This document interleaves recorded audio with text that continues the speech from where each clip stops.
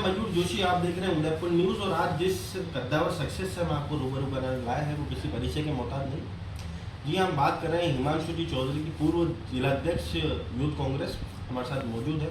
हिमांशु जी, सबसे पहले तो ये बताएं कि आपके समय की राजनीति और अब जो युवा राजनीति कर रहे हैं, क्या उसमें स्तर गिरा है?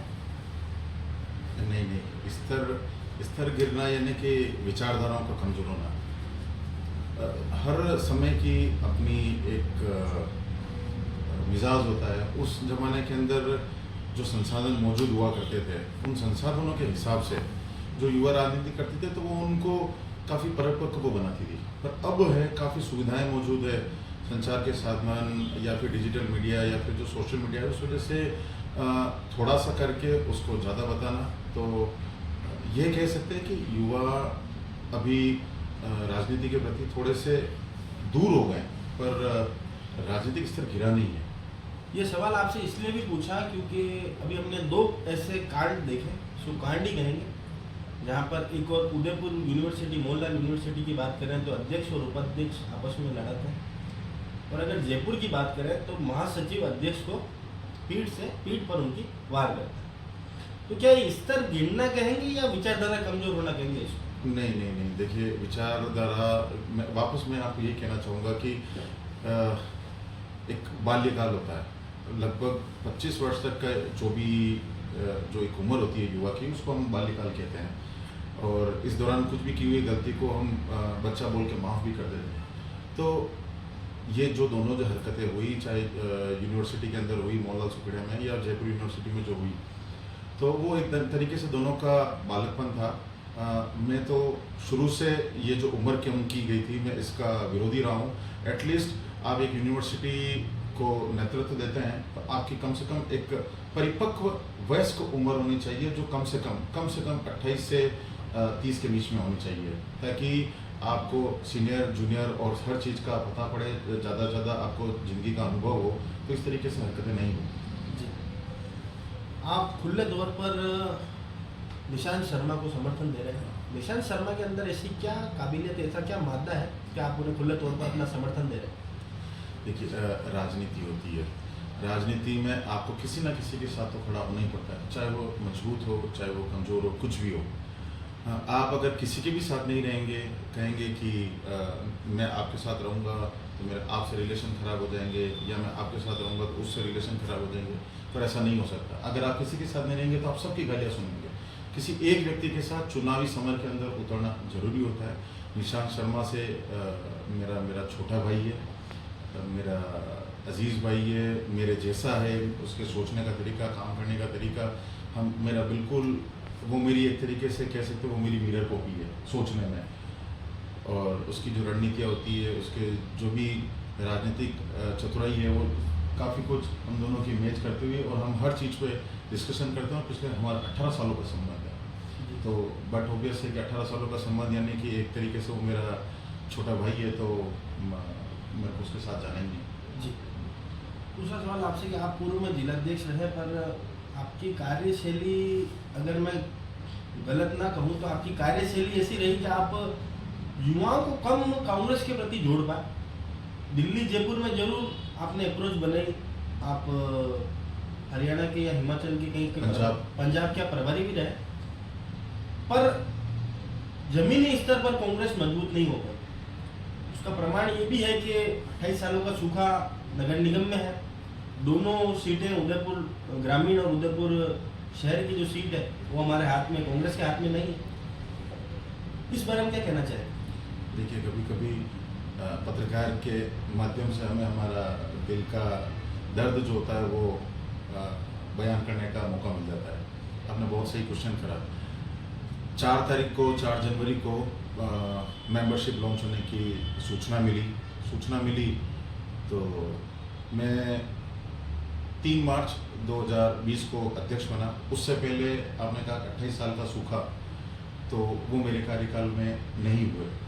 मेरे कार्यकाल में एक उपचुनाव हुआ वल्लभनगर का, उसके अंदर यूथ कांग्रेस बड़ी अच्छी तरीके से लगी। खुद माननीय सीएम साहब ने यूथ कांग्रेस की तारीफ करी थी कि बखूबी यूथ कांग्रेस ने अपना काम निभाया। पिछले 3 साल के मेरे कार्यकाल के दौरान 4 तारीख को जब मेंबरशिप लॉन्च हुई तो हम लगभग 33 जिला अध्यक्ष इकट्ठे होकर जयपुर के अंदर पीसीसी के पास गए।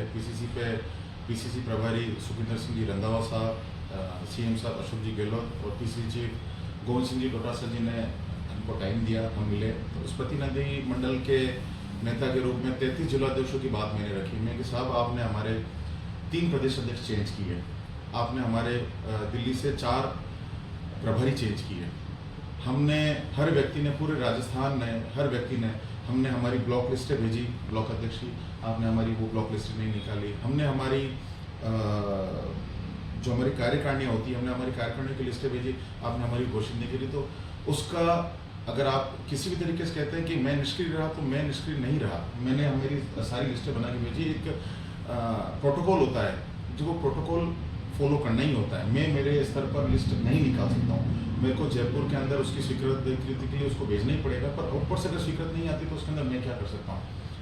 तो माननीय सीएम साहब ने भी उसको स्वीकार किया, रंधावा साहब ने भी स्वीकार किया, पर नीति को मंजूर था और ये चुनाव कराना जरूरी था, तो ये चुनाव हो रहे हैं। सबके साथ अपनी अपनी एक वो होती है, पर फिर भी मेरे को जो मौका मिला, मैं अगर कहें कि अगर मैं यहाँ पे यूथ को नहीं जोड़ पाया, युवाओं को नहीं जोड़ पाया, तो पर मैं आने वाले युवा नेताओं के लिए मैंने जयपुर और दिल्ली के अंदर उदयपुर के युवाओं के लिए एक बहुत अच्छा